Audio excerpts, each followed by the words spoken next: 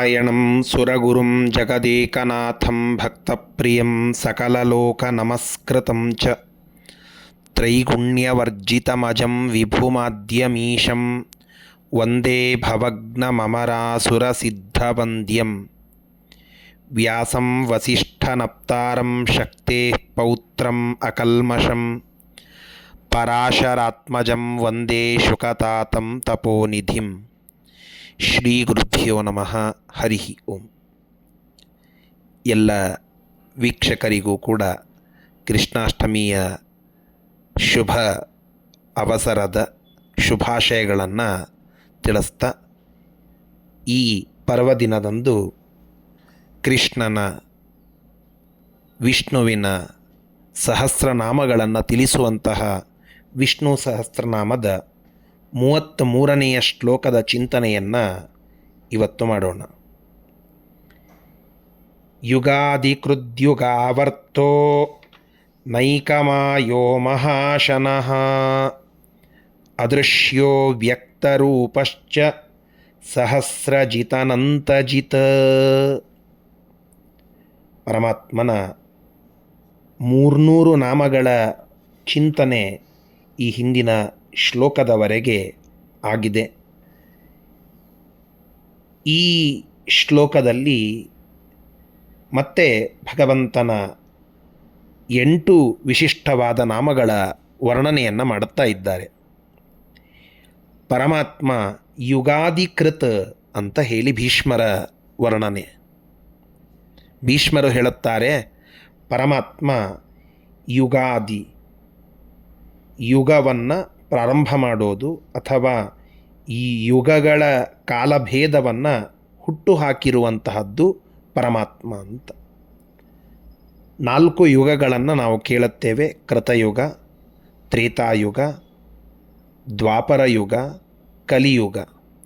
ಈ ಒಂದು ಮಹಾಯುಗ, ಈ 4 ಯುಗಗಳಿಂದ ಕೂಡಿದ ವ್ಯವಸ್ಥೆ, ಇದನ್ನು ಕಾಲದ ನಿಯಮನಕ್ಕಾಗಿ ಮಾಡಿರುವಂತಹ ಪರಮಾತ್ಮ ಯುಗಾದಿಕೃತ್, ಯುಗಾದಿ ಕಾಲಭೇದಂ, ಆಯಾ ಯುಗಗಳ ಆದಿಯನ್ನು ಮಾಡಿ ಅದರ ಅಂತ್ಯವನ್ನು ಮಾಡಿ ಒಂದು ಮಹಾಯುಗ ಮುಗಿದ ಮೇಲೆ ಮತ್ತೆ ಮತ್ತೊಂದು ಮಹಾಯುಗ ಪ್ರಾರಂಭವಾಗುವ ಆ ಸಂಧಿಕಾಲದಲ್ಲಿ ತಾನಿದ್ದು ಈ ಎಲ್ಲ ಕಾಲವನ್ನು ನಿಯಂತ್ರಣ ಮಾಡುವಂತಹ ಪರಮಾತ್ಮ ಯುಗಾದಿಕೃತ್, ಯುಗಾದಿ ಕಾಲಭೇದಂ ಕರೋತಿ ಇತಿ ಯುಗಾದಿಕೃತ್ ಅಂತ ಹೇಳಿದ್ದಾರೆ. ನಾವು ಪಂಚಾಂಗದಲ್ಲಿ ನೋಡಿದರೆ ಕೃತಯುಗಾದಿ, ತ್ರೇತಾಯುಗಾದಿ, ದ್ವಾಪರ ಯುಗಾದಿ, ಕಲಿಯುಗಾದಿ, ಹೀಗೆ ನಾವು 4 ಪ್ರಕಾರದ ಯುಗಾದಿಗಳನ್ನು ನೋಡುತ್ತೇವೆ. ಅದರಲ್ಲಿ ನಾವು ಈಗ ಆಚರಣೆ ಮಾಡುತ್ತಾ ಇರುವಂತಹದ್ದು ಇದು ಚೈತ್ರ ಮಾಸದ ಪ್ರತಿಪದೆಯ ದಿನ ನಾವು ಮಾಡುತ್ತಾ ಇರುವ ಕಲಿಯುಗದ ಯುಗಾದಿ. ಇಂತಹ ಎಲ್ಲ ಯುಗಗಳ ಆದಿಯನ್ನು ತಾನೇ ನಿಂತು ಮಾಡುತ್ತಾನೆ, ಅದರ ಸಂಧಿಕಾಲದಲ್ಲಿ ತಾನೇ ಇರ್ತಾನೆ ಅನ್ನುವುದಕ್ಕಾಗಿ ಭಗವಂತ ಯುಗಾದಿಕೃತ ಅಂತ. ಯುಗಾವರ್ತ, ಆಯಾ ಯುಗಗಳಲ್ಲಿ ಕೃತಾದೀನಿ ಯುಗಾನಿ ಆವರ್ತಯತಿ ಇತಿ ಯುಗಾವರ್ತ. ಆಯಾ ಯುಗಗಳಲ್ಲಿ ಬೇರೆ ಬೇರೆ ಅವತಾರಗಳನ್ನು ತೆಗೆದುಕೊಂಡು ತಾನು ಅವತಾರ ಮಾಡುತ್ತಾನೆ. ಆದ್ದರಿಂದ ಪರಮಾತ್ಮ ಯುಗಾವರ್ತ ಅಂತ ಅನ್ನಿಸಿಕೊಳ್ಳುತ್ತಾನೆ. ಭಗವಂತ ತ್ರೇತಾಯುಗದಲ್ಲಿ ಪ್ರಸಿದ್ಧವಾಗಿ ನಾವು ನೋಡೋದಾದರೆ, ತ್ರೇತಾಯುಗದಲ್ಲಿ ರಾಮನೆಂಬುವ ಅವತಾರವನ್ನು ಮಾಡಿದ್ದನ್ನು ನಾವು ಕೇಳುತ್ತೇವೆ. ಇವತ್ತು ಕೃಷ್ಣಾಷ್ಟಮಿ. ದ್ವಾಪರ ಯುಗದಲ್ಲಿ ಪರಮಾತ್ಮ ವಸುದೇವ ಮತ್ತು ದೇವಕಿಯರನ್ನು ನಿಮಿತ್ತ ಮಾಡಿಕೊಂಡು ತನಗೆ ಜನ್ಮವಿಲ್ಲದಿದ್ದರೂ ಕೂಡ ಅವತಾರ ಮಾಡಿದಂತಹ ದಿನ. ಜಾತಃ ಕಂಸವಧಾರ್ಥಾಯ ಭೂಭಾರೋದ್ಧಾರಣಾಯ ಚ ಕೌರವಾಣಾಂ ವಿನಾಶಾಯ ದೈತ್ಯಾನಾಂ ನಿಧನಾಯ ಚ ಪಾಂಡವಾನಾಂ ಹಿತಾರ್ಥಾಯ ಧರ್ಮ ಸಂಸ್ಥಾಪನಾಯ ಚ. ಪರಮಾತ್ಮ ಧರ್ಮದ ಸಂಸ್ಥಾಪನೆಗಾಗಿ, ಪಾಂಡವರ ಹಿತ ರಕ್ಷಣೆಗಾಗಿ, ದೈತ್ಯರ ಸಂಹಾರಕ್ಕಾಗಿ, ಕೌರವರ ವಿನಾಶಕ್ಕಾಗಿ, ಭೂಮಿಯ ಭಾರವನ್ನು ನಾಶ ಮಾಡಿಸುವುದಕ್ಕಾಗಿ, ಅದನ್ನು ಇಳಿಮುಖಗೊಳಿಸುವುದಕ್ಕಾಗಿ, ಕಂಸನಂತಹ ಅನೇಕ ರಾಕ್ಷಸರ ಸಂಹಾರವನ್ನು ನಿಮಿತ್ತ ಮಾಡಿಕೊಂಡು ಭಗವಂತ ಅವತಾರ ಮಾಡಿದ್ದು ಅಂತ ನಾವು ಕೇಳುತ್ತೇವೆ. ಹೀಗೆ ಯುಗ ಯುಗಗಳಿಗೆ ಅನುಸಾರವಾಗಿ ಪರಮಾತ್ಮ ಮತ್ಸ್ಯಾದಿ ಎಲ್ಲ ಅವತಾರಗಳನ್ನು ತೆಗೆದುಕೊಂಡು ಸಜ್ಜನರಿಗೆ ಹಿತವನ್ನು, ದುರ್ಜನರಿಗೆ ಸಂಹಾರವನ್ನು ಒದಗಿಸುವಂತಹದ್ದು, ಮಾಡುವಂತಹದ್ದು ಪರಮಾತ್ಮ. ಆದ್ದರಿಂದ ಯುಗಾವರ್ತ ಅಂತ ಪರಮಾತ್ಮನ ಹೆಸರು. ನೈಕ ಮಾಯ, ಪರಮಾತ್ಮ ಅನೇಕ ರೀತಿಯಿಂದ ಮಾಯೆಯನ್ನು ತೋರಿಸ್ತಾನೆ. ಅನೇಕ ಅವತಾರಗಳಲ್ಲಿ ಬೇರೆ ಬೇರೆ ತರಹದ ಮಾಯೆಗಳನ್ನು ತಾನು ತೋರಿಸ್ತಾನೆ. ಆ ರೀತಿಯಾಗಿ ದುರ್ಜನರನ್ನು ಮೋಹನಗೊಳಿಸ್ತಾನೆ, ಸಜ್ಜನರಿಗೆ ಶಿಕ್ಷಣವನ್ನು ಕೊಡುತ್ತಾನೆ. ಈ ಎಲ್ಲ ದೃಷ್ಟಿಯಿಂದ ಪರಮಾತ್ಮ ಅನೇಕ ರೀತಿಯ ಮಾಯೆಯನ್ನು ತೋರಿಸುವಂತಹದ್ದು ಅಥವಾ ಇಚ್ಛೆಗಳನ್ನು ಹೊಂದಿರುವಂತಹದ್ದು. ಆದ್ದರಿಂದ ಪರಮಾತ್ಮ ನೈಕಮಾಯ ಅಂತ ಕರೆಸಿಕೊಳ್ಳುವುದುಂಟು. ಮಹಾಶನಃ, ಪರಮಾತ್ಮ ಇಡೀ ಬ್ರಹ್ಮಾಂಡವನ್ನೇ ತನ್ನ ಅಶನ, ಅತ್ತೀತಿ ಅಶನ ಅಂತ, ಅನ್ನ, ಅಶನ ಅಂದರೆ ಅನ್ನ, ಪ್ರಳಯದ ಸಂದರ್ಭದಲ್ಲಿ ಇಡೀಯಾದಂತಹ ಲೋಕಗಳನ್ನೆಲ್ಲ ತನ್ನ ಅನ್ನವನ್ನಾಗಿ ಮಾಡಿಕೊಳ್ಳುತ್ತಾನೆ ಅನ್ನುವುದಕ್ಕಾಗಿ ಮಹತ್ ಅಶನಂ ಯಸ್ಯ ಇತಿ ಮಹಾಶನಃ ಅಂತ ಪರಮಾತ್ಮನನ್ನು ಕರೆಯುವುದುಂಟು. ಇಂತಹ ಮಹತ್ ಆದ ಅನ್ನವನ್ನು ಸ್ವೀಕರಿಸುವ ಪರಮಾತ್ಮ ತನ್ನ ವಿಶ್ವರೂಪದಿಂದ ಪ್ರಳಯದ ಸಂದರ್ಭದಲ್ಲಿ ಇಡೀ ಎಲ್ಲವನ್ನ ತನ್ನ ಹೊಟ್ಟೆಯಲ್ಲಿ ಇಟ್ಟುಕೊಳ್ಳುವಂತಹ ಪರಮಾತ್ಮ ಮಹಾಶನಃ ಅಂತ. ಅದೃಶ್ಯ ಅವ್ಯಕ್ತ ರೂಪ, ಪುಣ್ಯವಂತರಿಗೆ ದೃಶ್ಯನಾಗಿ ಕಾಣಿಸ್ತಾನೆ, ಪುಣ್ಯ ಇಲ್ಲದೆ ಇರುವಂಥವರಿಗೆ ಕಾಣಿಸದೆ ಅದೃಶ್ಯನಾಗಿ ಇರ್ತಾನೆ. ಪುಣ್ಯ ಯಾರಿಗೆ ಇದೆಯೋ ಅಂಥವರ ತಪಸ್ಸಿಗೆ ಒಲಿದು ಅವರ ಮುಂದೆ ಕಾಣ್ತಾನೆ, ದೃಶ್ಯನಾಗ್ತಾನೆ. ಯಾರಿಗೆ ಪುಣ್ಯವಿಲ್ಲವೋ ಅವರಿಗೆ ಅದೃಶ್ಯನಾಗಿ ಇರ್ತಾನೆ.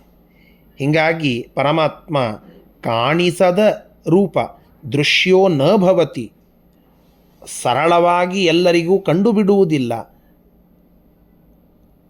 ದುರ್ಯೋಧನಾದಿಗಳು ಕೃಷ್ಣನನ್ನು ಮುಂದೆ ನಿತ್ಯದಲ್ಲಿ ನೋಡಿದರೂ ಕೂಡ ಪರಮಾತ್ಮ ಅನ್ನುವ ದೃಶ್ಯ ಜ್ಞಾನ ಅದು ಅವರಿಗೆ ಇರಲಿಲ್ಲ. ಹೀಗಾಗಿ ಎಲ್ಲರ ಜ್ಞಾನಕ್ಕೂ ಸರಳವಾಗಿ ವಿಷಯನಾಗುವವನಲ್ಲ ಪರಮಾತ್ಮ.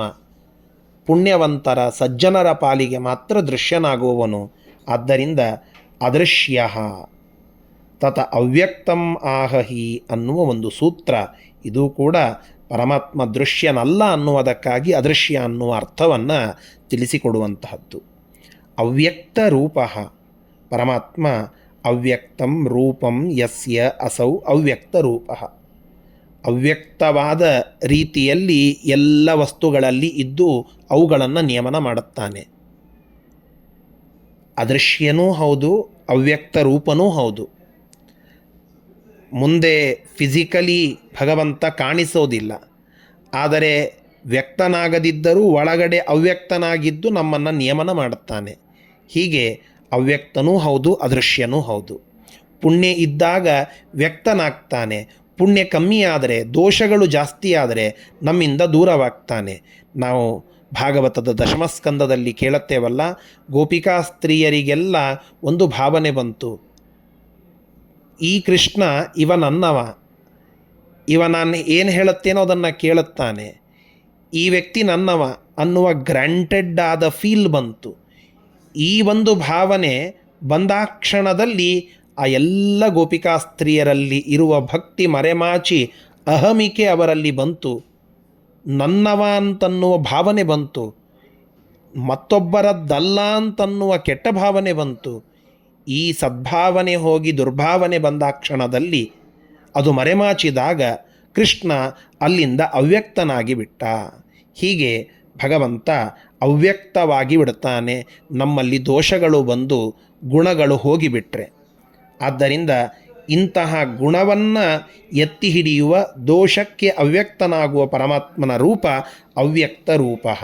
ಸಹಸ್ರಜಿತ, ಸಹಸ್ರ ಅನೇಕ ಅನೇಕ ಅಸುರರನ್ನು ಜಯತಿ, ಗೆದ್ದಂಥವನು. ಕೃಷ್ಣಾವತಾರವನ್ನೇ ನಾವು ಇವತ್ತು ತೆಗೆದುಕೊಂಡರೆ ಹತ್ತಾರು ಸಾವಿರಾರು ಲಕ್ಷೋಪಲಕ್ಷ ರಾಕ್ಷಸರನ್ನು ಆ ಜರಾಸಂಧ ಕರೆದುಕೊಂಡು ಬಂದ.